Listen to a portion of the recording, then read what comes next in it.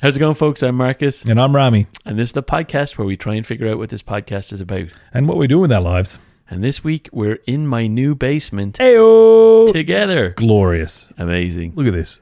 It's been a while. It's been quite some time. We've done a lot of recordings since you last heard of it. We just haven't put them out there. So we've been doing the podcast. We have been meeting just every without week. you is the point. We have months of content of us just chatting to each other. That you're never going to hear. We can send it to you on email unedited if you'd ever like to hear it. Otherwise, you're never going to hear it. We might do an episode. I was thinking we might do an episode where we do a fast cut, kind of like they do in Friends or Simpsons or something. So like we go, best of. Here's what happened this summer. Oh, like, and we just do like a catch up. Do a half hour catch up. Yeah. We should probably air the episode with the Obamas. I think that would be a good one. That was a good one. Because we had a couple of good interviews, don't you think? We actually have 2 interviews with people that we will ship at some stage. We just haven't got round to it yet. Those poor people are know. I've moved on. My entire shtick is gone. Anyway, this week we're talking about the Queen Elizabeth and her passing. We are talking about the Royal British family. We're talking about our fitness challenge, the thing that you didn't hear about that we're now much closer to. How much fitter we are. What you don't know about us is how fit we are. And yeah. This is a fat suit. I'm just wearing a fat suit. What's happening under here? It's a head fake is what it is. Love it. Yeah. We talk about the basement. We just have a chat and catch up and haven't seen each other for a bit. Yeah. So, our summer's out. Yeah. School's back in. Boom. We're back on. Hope you enjoy the episode. Hope you didn't miss us too much. Good luck. Bye.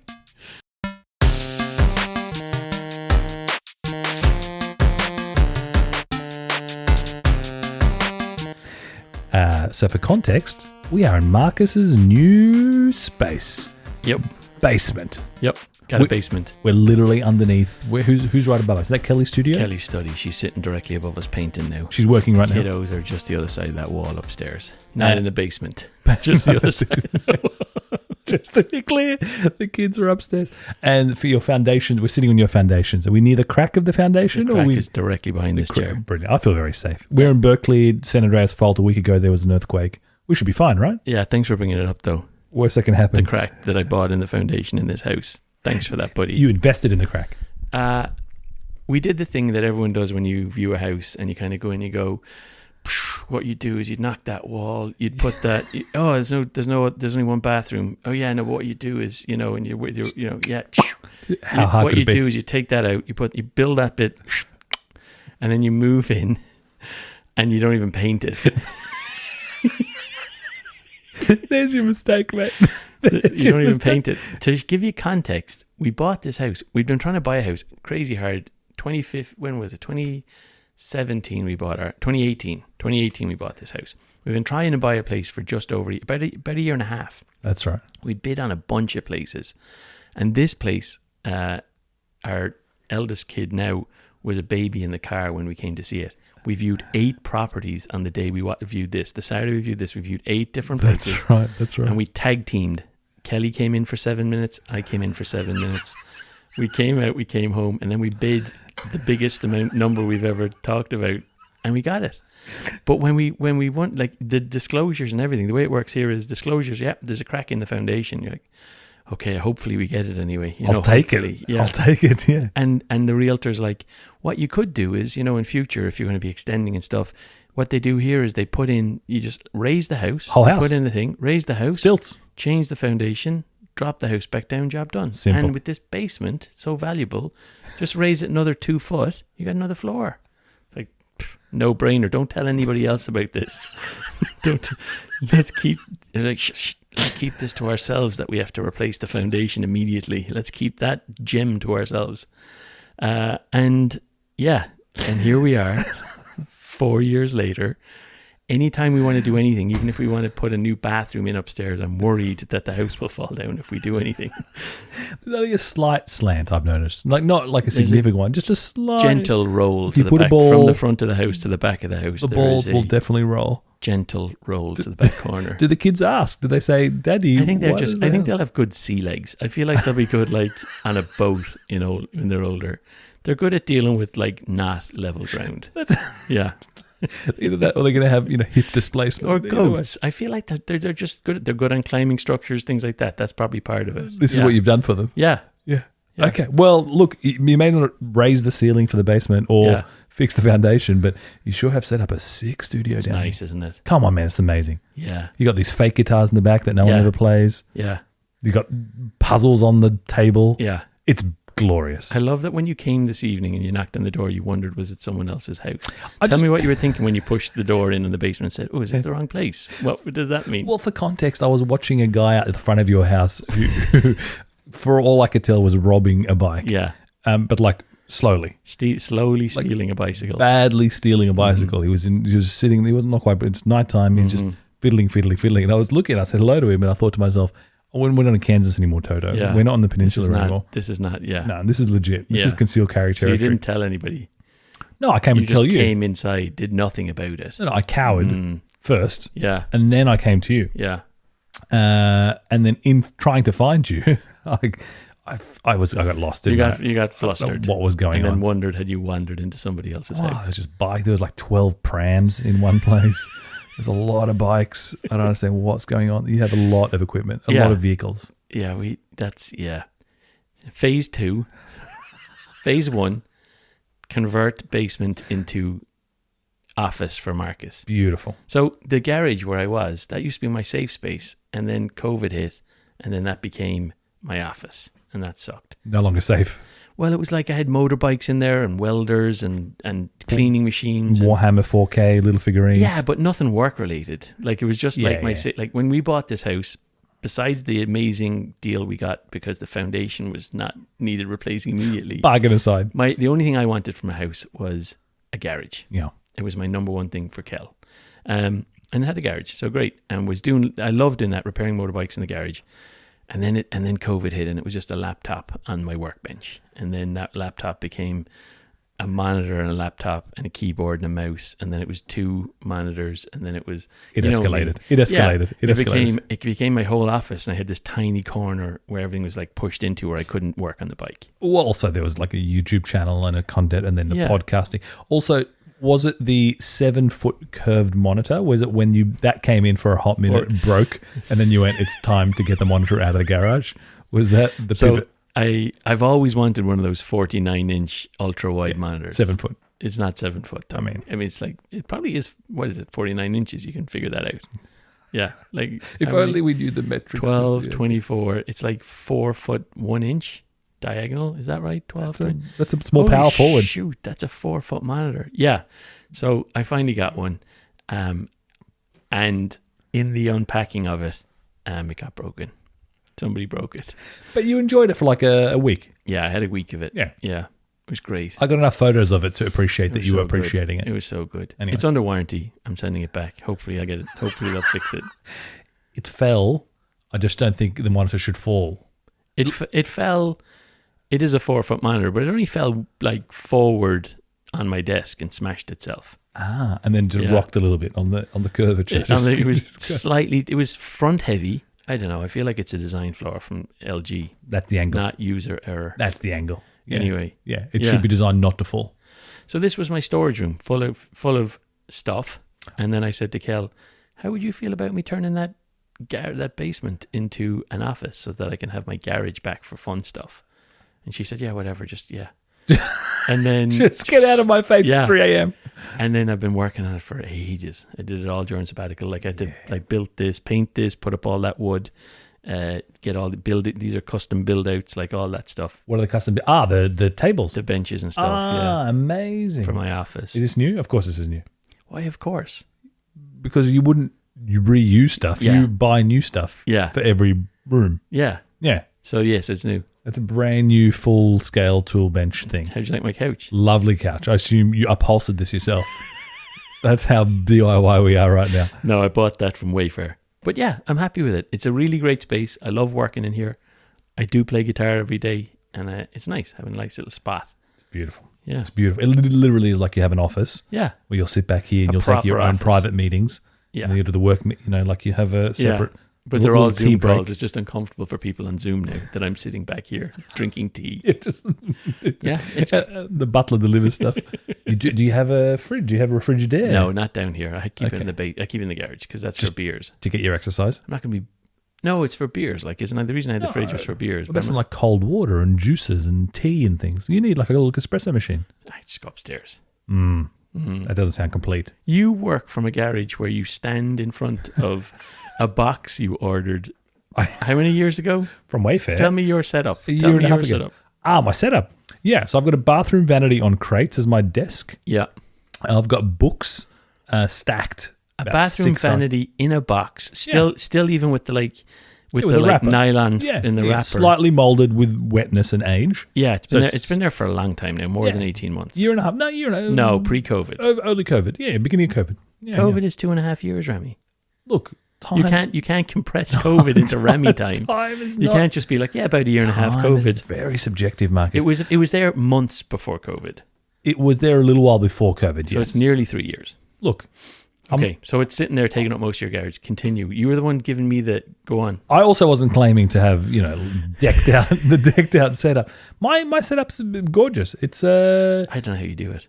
It's not really it's not a thing, is it? I have an extra monitor. That's important. Yeah. I like to make it fluid. I like to feel like I'm doing digital nomad in my own house. So sometimes I'm in the garage. Never feel comfortable, like always. Always on the edge. Yeah. Sometimes sitting in the chair in my room hunched over, sometimes on my bed, sometimes on the floor, sometimes in the backyard. That was my main office. The backyard was the best. You were sitting in an old chair outside for a while, weren't you? I was sitting in one of those IKEA rickety bistro chairs, and that's half and covers one butt cheek, and I'm hunched over doing. You sent me your setup at one stage when I had already committed to the monitor, speakers, microphone, everything was set up. Camera. I was running a digital SLR to capture me. I had my phone as my Zoom setup. You were like, here's my phone on a tripod. Yeah. And my laptop on a... It was brilliant. Yeah. I used to take calls in the treehouse, and I'd have the phone on one of those, what are they called? Those Gremlin Gorilla Grip things. Yeah. And it was great. It was just, it's versatility. That's what's important. Now, Kara's got her office that's... office. Proper office. Repainted over the weekend. Nice. She used it 3 out of the 5 days, the other 2, etc. So when she's not there, I get to get in. Unfortunately, it's decorated her way. Redecorated. Lovely background, but she's put some feathers on as like a pop kind of feature. That gets noticed, doesn't it? Yeah. That gets picked up by the crowds. What's the feathers doing back there? I like that, Rami. You should put your little lights up, though. Throw up a bit of pink or blue or whatever in the background. I should. In the office. It doesn't matter what those things are. Well, that's what I've done with my garage. My garage has... painting. It has little ornaments in the game. It has bits. It has character. I've got lots. I really don't know how you do it. That seems uncomfortable. Like the fact that you're not sitting in a comfy chair, or you're not for the amount of time you work a day as well. Well, it's standing desk, so I treat it as a standing desk. Yeah, you're standing all day in front of a giant box. Yeah, like a literal box. Like you can't even put your feet under it because it's not something you can. It's not like equivalent to a standing desk. It's equivalent to standing in front of a block. It's rustic. Yeah, I don't know how you do it for that long. I really don't know how you do it. It would last. I would do it for a day, I would say. And then your back would give out. Yeah, probably. My back's more broken than you. Yeah. My back definitely. Look, it's not optimal. I'm part denial. I'm just waiting for it to kind of not be necessary anymore. Yeah. I don't know. You going in? No. You go in and no one's there because your team is in Seattle and New York and everywhere else and remote. Yeah. So you end up back on the calls anyway. Yeah. It's not like I need to go be in the office lunch. And go on Zoom calls a lot. Yeah. Me too. It seems... But it's kind of nice. It's nice being in. The snacks and the bit of chat around the coffee. I do like that. As long as there's someone... The chat's amazing. Oh, I miss it immensely. I just... Yeah. It's not very fruitful. It's not very efficient. Yeah. 30 minutes each way, 30 minutes plus. Yeah. And you're there to just be on Zoom calls. You could be at home. Yeah, it is a hybrid-y thing, though. Some of them are in person, some of them are... most of them are Zoom calls, some of them are in person, and that's enough for me. Offsites getting set up, explicit workshops getting set up, a known meeting where everyone's going to be there, for sure. Yeah. Special days, but the run-of-the-mill at the moment seems to kind of... Snacks are great. We got our big company offsite coming up week after next. Mum and Dad are here on Friday. Hey! So they come here for a week. They're here Friday, and... they're going to stay in our neighbour's house next door. Take the fence out. Beautiful. Do the whole shared garden thing with the kids. It's brilliant. So they'll be here, and then they leave Sunday, and then I leave as well, and we head off to New Orleans. Oh, tell me about New Orleans. You've been there? Oh, never. I want to go so bad. What should I do? You don't know anything either, do you? Eat delicious fried things. French Quarter. And you eat fried things, beignets and fried chickens and waffle, and you listen to amazing music. For me with my gallbladder problems. You drink a lot. Yeah. So it's ideal for where you're coming Ideal from. for me. Do they do intermittent fasting there? Yeah. There's big on it. a whole Huge quarter on of intermittent fasting. There's an entire section of the city that hang on a minute, just 1 sec before we go to intermittent fast. Your parents are out for a week? Yes. That seems short. It is short. So we had to thread the needle. So the ADU there is the perfect spot, is what we've deemed. And it's like, if that's not available, they shouldn't come.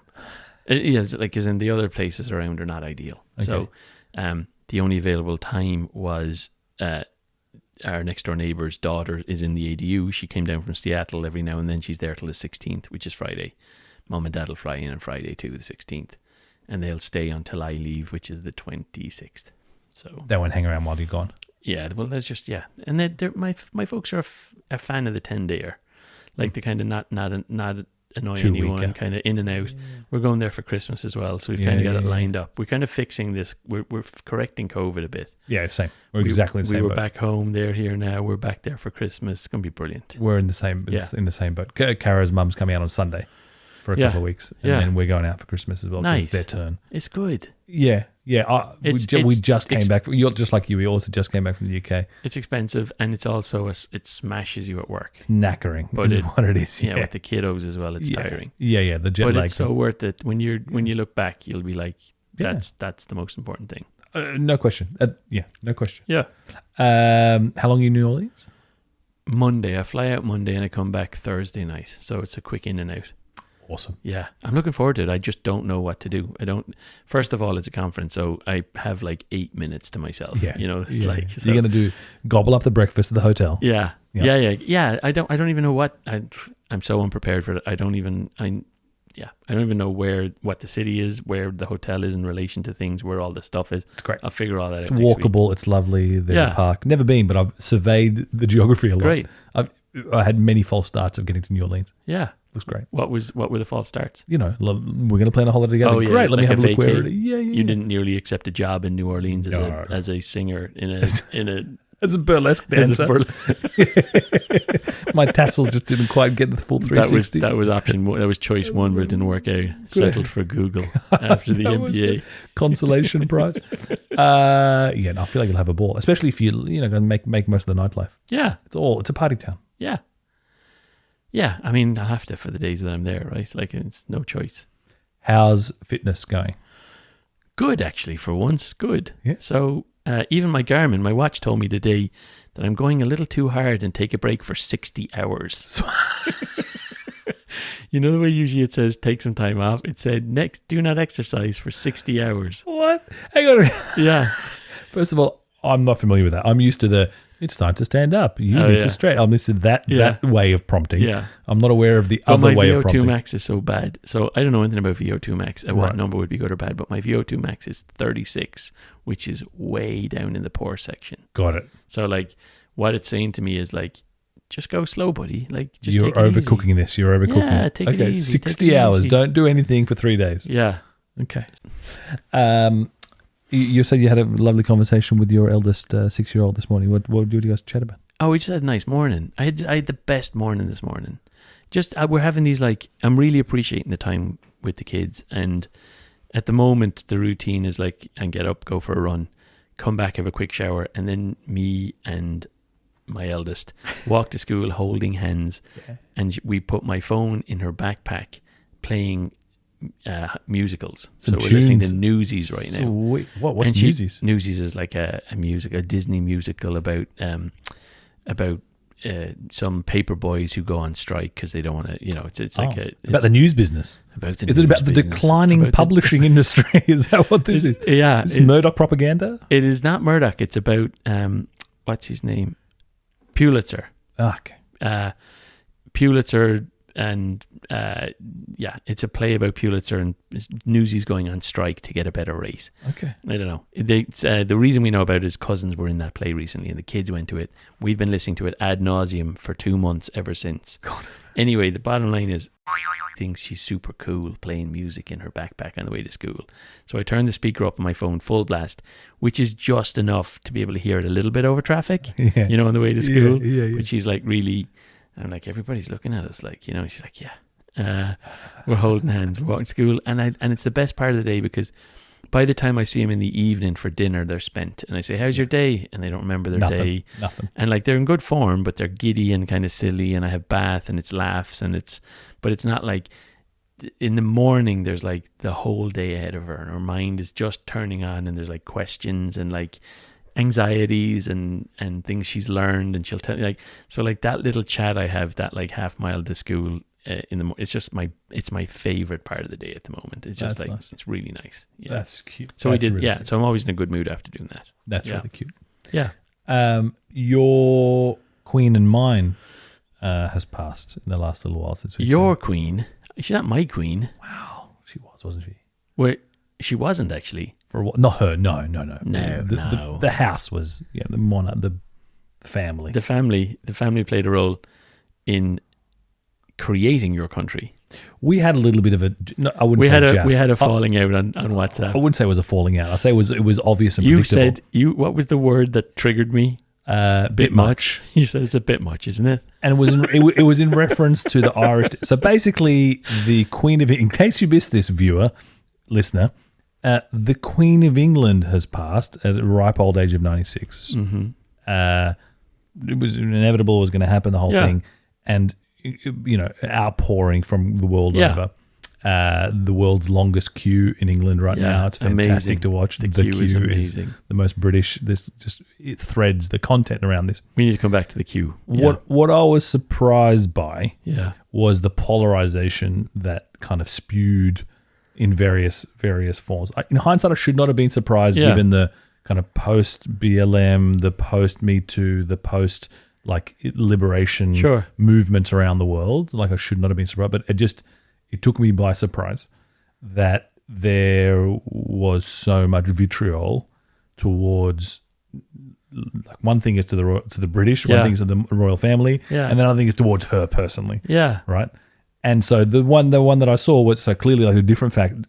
Entire colonized African nations, there was real vitriol towards her. The Irish naturally real vitriol towards her. And there was one TikTok. It was in a football stadium, and they were chanting. Was the one I sent, and they were chanting, Lizzie's in a box. Lizzie's in a box.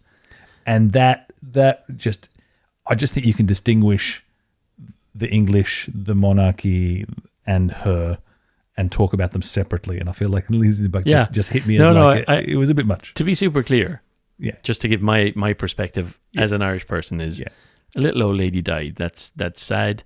It's also great. She lived to 96. Like it's like if any little old lady dies at 96, you go, got a good run. That's nice. But in terms of like the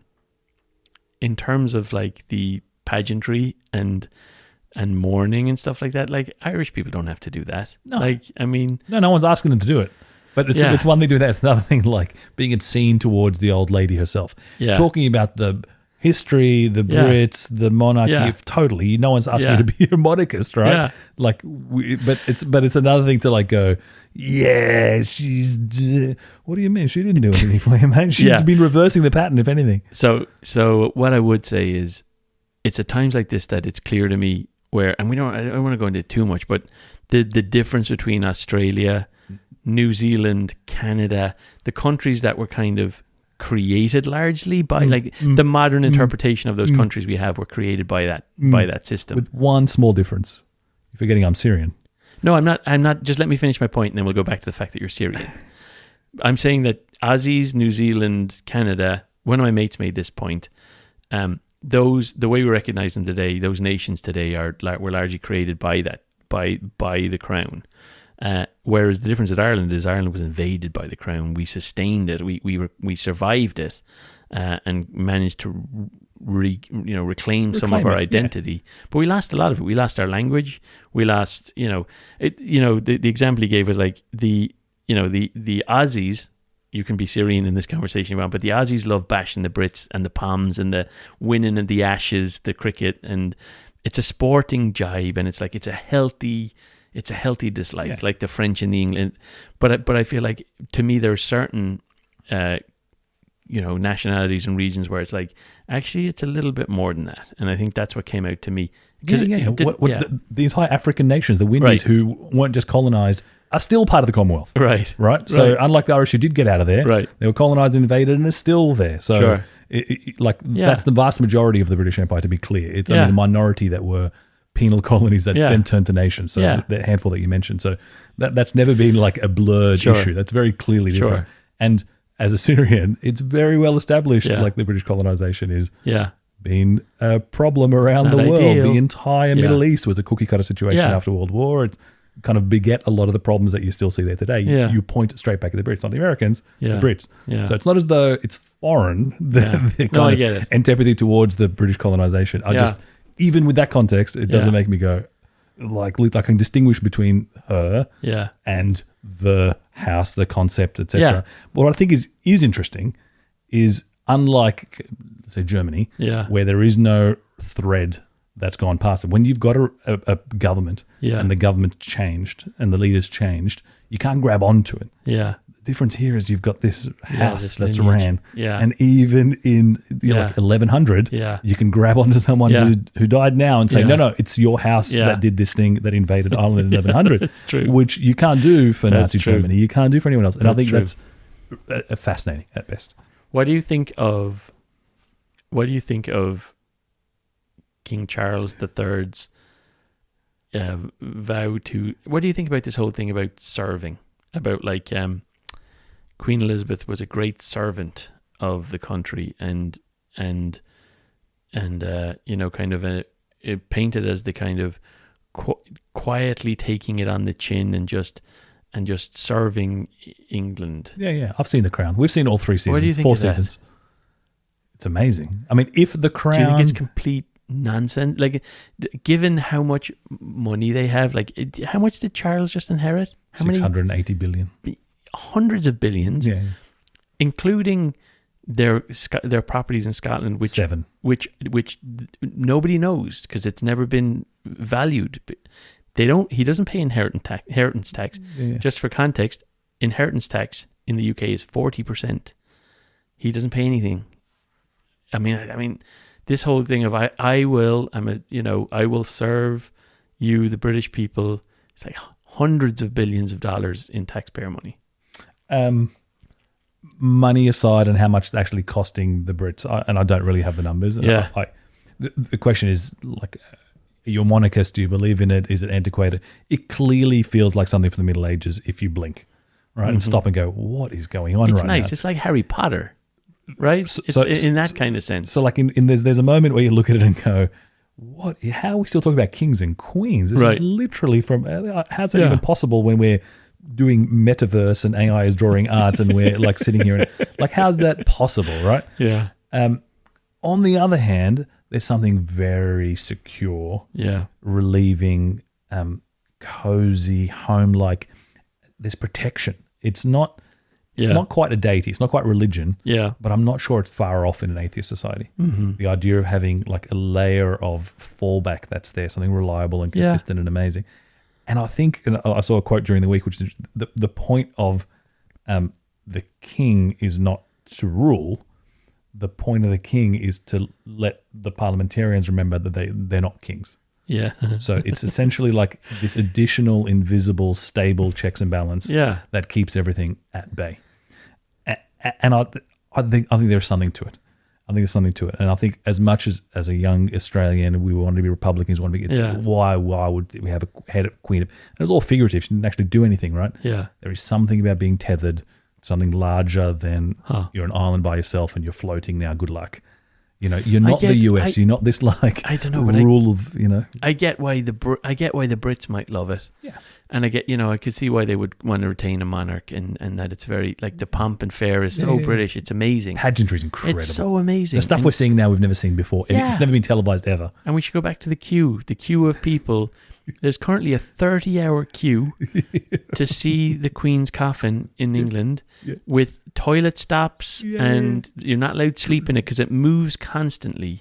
It's about 4 miles long now. And there's a tracker. You can see where it ends. You can see how long it is. Many people. I mean, I get it.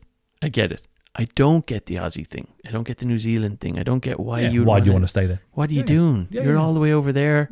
You've got great governments. You've got great culture, great sense of national identity. And many Brits will say there's no reason for the Commonwealth. There's no reason for the British monarchy to be across everyone else. So I think we can separate those things. But despite that, there is some. Like Queen Elizabeth has been our currency as long as I've known. I know Australian currency there's God save the Queen. You we have print Queen's your birthdays. money. Will you print your money? Again? Everyone does. The discussion for Canada is they're going to reprint Charles on there. Same with Australia. I think Justin Trudeau came out and said we won't print. These are literally the discussions that are happening right now. So I think there's just a security and a safety and a familiarity that's hard to separate from what was your country and your parliamentary system and your setup. This is what you learned, what you knew, despite how antiquated or how disparate it was. Right. So, there's that. Of course we can move past it. Of course it makes no sense. Of course it's not giving you anything practical. But there's a psychology. I wouldn't be surprised. One thing that I think, I guess 2 observations about what's going on. One is the assumption here is King Charles comes along and the whole thing falls apart. Everyone leaves the Commonwealth. It's time. Everyone's been waiting. Many have tried. I think he's going to... I mean, the videos we're seeing of him right now are incredible. Trying to clear the inkwell off his desk and stuff. Have you seen the one with the pen? Yeah, where the pen starts running. He's signing a thing and the pen starts running and he starts fumbling around. He signed at the wrong date. He starts signing and Camilla goes, it's the 13th. He goes, oh, is it? Oh, I thought it was the 12th. Yeah, okay, all right. And then, what's this? It's coming off a bloody thing. And he starts swearing and standing up. And then this, everyone gets fuddled. And oh my God. It's amazing what's happening. It's comedy. It's parody like stuff.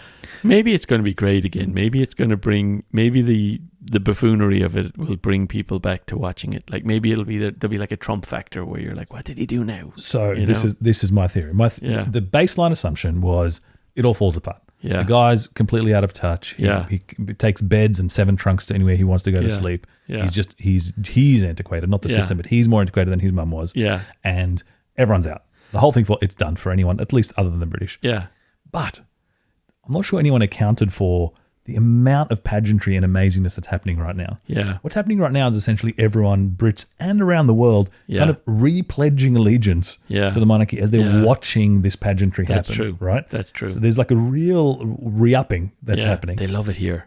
It's incredible. Here, right? People love it here. They're lapping it up, right? Yeah. The American inferiority complex, one thing, but it's another thing when you have to watch it happen for a month. They love the royals. And of course they do. Yeah. Of course, from the accent to the royals themselves. Yeah. So I think that bit of it's going to have a really interesting dynamic. Yeah. I think the fact that he is a bit of a parody is going to bring people because you're going to see him a lot, rightly or wrongly. Yeah. I think because he's a parody and because he's a bit of a joker, you're going to see his kids come back and you're going to see that story. They need to. Well, they're already doing that. They're carefully, of course, they're carefully narrating the William Harry relationship riff, and that they went out and looked at the flowers together. And will they be friends? Will they get it together? I do think it would be a different story if Charles had decided to not. Pass it on. If it had gone to William, I think there'd be longevity. I could see that being a new generation of Kardashian / where celebrity and royal combines. 100%. Yeah. But that may not be far off. But and what you don't may know. It's a long way. Another 20 years and stuff, and then you've lost that window. Maybe 10 years and he's cucked it. I also think, and this is maybe slightly controversial, is we haven't, as Australians, as the world with a Western royalty, as opposed to Swedish and Thai and so on. But the royalties that we're exposed to, we haven't had a patriarch. We haven't had a male. Right. We haven't had a king. The phrase "God save the king" and the king's birthday. That was when I first heard it. I did actually say, I was like, "Wow, that's it just was jarring." It's like that's different. It's not the queen. Really jarring. It feels harsher. Yeah. It feels more brutal. Yeah. Maybe it feels firmer. I don't know. I can't tell. And particularly when you juxtapose it with new female prime minister comes in England, she comes in and curtsies to the new king, and all of a sudden, what you used to have was the curtsying to the queen. The guys coming into the queen. You think in a modern world it doesn't hold up as well? There's something really interesting. I don't know. You think you mean sexism and things like that? Do you mean like just having a that some things might have to change? I think that it's not a controversy. It's not a It's not a woke position, but I think like good parts of the world are still like gender. But you know, who do you listen to, and having a king actually gives you a different tone, different timbre that may actually work in the positive. It may reinforce kind of the message, the story. I don't know, but it really struck me that it felt different. Yeah, it felt different. It didn't feel safe and secure and pleasant and like firm. It felt harsher, and perhaps there's some side effects. Interesting. I don't know.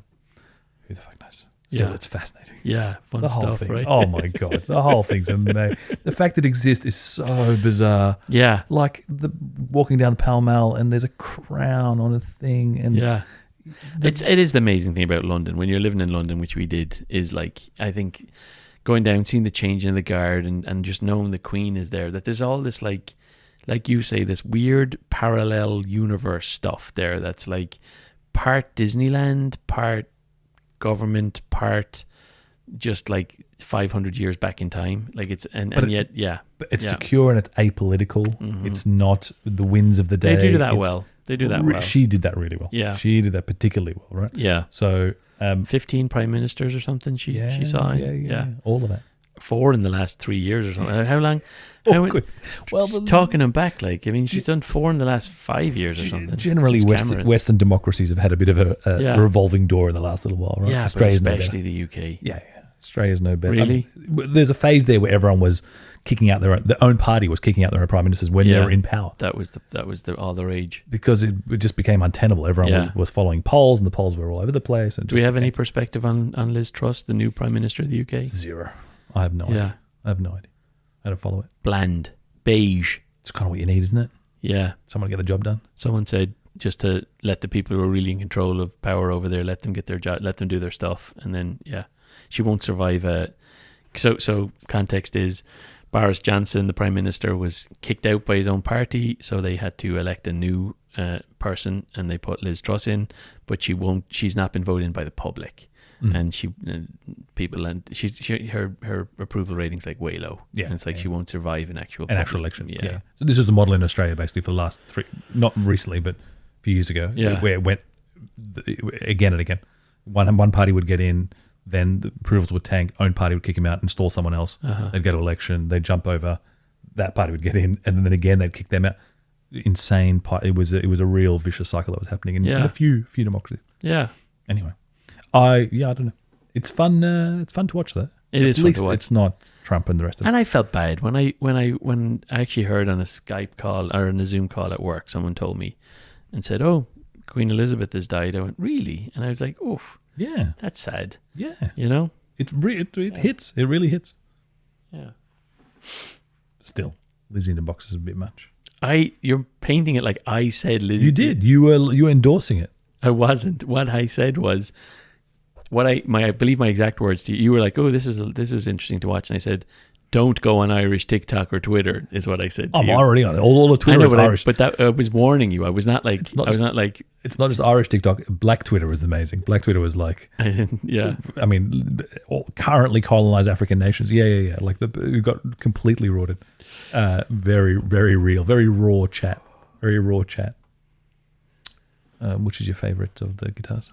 This one, actually, this is the new one. The new one. So these are both Irish guitars, and this one's a Fender. But these two, Irish. So here's where I play both sides. Irish in terms of they're made in County Down in Northern Ireland. So on the island of Ireland, they're made. They're Northern Ireland, which is in the UK. They're British guitars, but I like them. So this one is a Loudon. I've had this for a long time, and this one I just got recently. It's called the Sheeran. Ed Sheeran did a partnership with Loudon to create these small little. God! A sound off that is beautiful. Yeah, okay. It looks thick, nice and quiet. It's really bright, and they call them parlor guitars when they're that size. Okay. And they're just really really nice little bright guitars, easy to play. Literally named after Ed Sheeran. It's called Sheeran. Yeah. I can see it. Great guitar. I wish it wasn't called Sheeran, but it's a great guitar. Yeah. Okay. Got it when I was home. Love it. Okay. Love it. What are we playing? Anything up until like 2004, mostly 1992. Like I said to you, like, so Smashing Pumpkins, Radiohead, REM, a lot of Metallica, Metallic on a steel string. Tight. No, I'm doing a little bit of metallic on the steel string. Yeah. Steel string. I'm just doing all the stuff I know already. I'm not learning anything new at the moment. No, don't. Yeah. Dude, you're running. That's enough stretching. I said this to Kelly the other day. I feel like there's like 5 areas I'm trying to improve right now. And I just want to just lock it down a little bit. Like, if I could do just the running, for a while, that'd be enough. But the guitar every day, I'd like 10 minutes every day. Yeah, enough to get your fingers calloused back, and then they're back, which is brilliant. There you go. Now you can get amongst it. Yeah, even bringing it to like off-sites and stuff. It's a small guitar, which is nice for schlepping around. Oh, so I bring it with me. You're going to be one of those VPs. Oh, you're the boss that plays the guitar. Oh, and everyone has to clap. Everyone has to go, oh, that's amazing, and sing along awkwardly. Oh, and then you're going to do a band. Get the guitar. God. I'm not going to do that. Don't be that boss. I'm not. Okay. I'm blushing. Force everyone to clap. I'm blushing because it's happened. No, it hasn't. But I did bring it I bring it stealth mode off sites is what I'm saying. Just for your own personal enjoyment. In the room, yeah. Yeah, I do. Do you need to play it that much that you need to have? I made a thing that I would when I was on sabbatical. One of the things that made me super happy every day, that made me like mindfulness instead of meditating. Yeah. Play guitar for 10 minutes. Flow. Yeah, it is though. Flow. You can bullshit it all you want, but it's true. No, it's flow. It's 100% flow. So like playing guitar for 10 minutes every day makes me feel better. I twiddle. I definitely twiddle. Yeah. I'm just, it's not as constructive, but I twiddle enough to give me flow. For me, it was about, I needed the couch. I know it's silly, but it's like having the guitars there and the couch and this is my space. So kids, there's nothing on it. So like it's easy. It's like 10 minutes, sit down, pick up the guitar, put it back, get on a call again, Sorry. The couch was the thing that unlocked the guitar play? This room did. Got it. This corner, this corner we're in now. Got it. Unlocked the guitar play. I'm just saying you don't need to justify the couch. It's a great aqua couch. It's a great couch. You don't need to. I haven't napped on it yet even. I mean, I'm surprised by that. Yeah, I am too. I would nap. This is nap central. Oh, yeah. Yeah. Cheeky napping during the day. Hasn't happened. First thing in the morning. Just after my run. Come back down. Gotta go to work, I'll see you later. Just one of those passive Zoom calls where you just put the earbud in and just have a little shut the camera's on and little it's shut awkward. Eye. Little turn off. How often are you turning off the camera? Not at all. No. That's exhausting. For one-to-ones? I mean, other than one-to-ones. Oh, I don't. I never turn the camera off. Even one-to-ones. Actually, especially one-to-ones. You don't need to see them one-to-ones. Oh, you're serious? You keep your camera off for one-to-ones? Not always, not as a rule, not anything like that, but it's exhausting. The camera is an exhausting vector. It's a thing that adds a lot of additional strain. Huh.